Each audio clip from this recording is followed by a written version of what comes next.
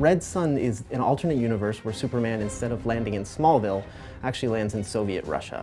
And it's the events of how he would have turned out had he been part of a communist country. The storyline is just one of the most intriguing ones. If he lands in Russia, is really what it's all about. And being able the ability to add an additional 20 missions to our already robust scenario mode, I think it's going to give the players a lot of enjoyment. I thought it was genius, actually, the whole idea of Superman landing in Soviet Russia and how that impacts the storyline. When we knew we were going to be able to do a lot of skins and DC kind of gave us the go-ahead, Red Sun would have been on the top of my list. So the Red Sun pack gets you 3 versions of our characters as if they were in this Red Sun universe. You get Superman, Wonder Woman, and Grundy.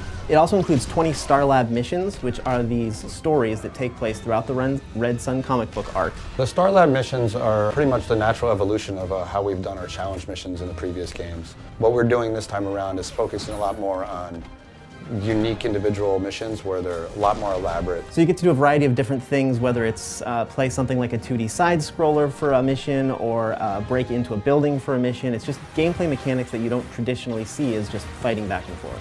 So my favorite thing about the Red Sun design on Superman is the way they took what is still a traditional costume and really gave it this militarized feel. So there's the obvious design element of the hammer and sickle replacing the S for his shield. We hold the S shield for Superman in very high esteem, and it's interesting to see, the hammer and sickle put into that S shield, and I think the graphic of that is really cool. But you also get to see these sort of dark colors and these tight stitching on his collar that really makes him look like this militant figure. We use more of an S-shield type belt for Superman, where I think in the comics it was a little more circular in design, and Wonder Woman had a type of matching belt in the comics. I think the color scheme is awesome, right? Because we have the black and the grays, and then you have that stark red against that. Red Sun Grundy doesn't actually exist in the comic book. We really wanted to expand the universe of Red Sun, so we picked a character that we thought would fit really well in there. So we added Grundy, who's this big communist sort of comrade friend. Red Sun Grundy has a few things that are different and I thought were really cool to add in that gave that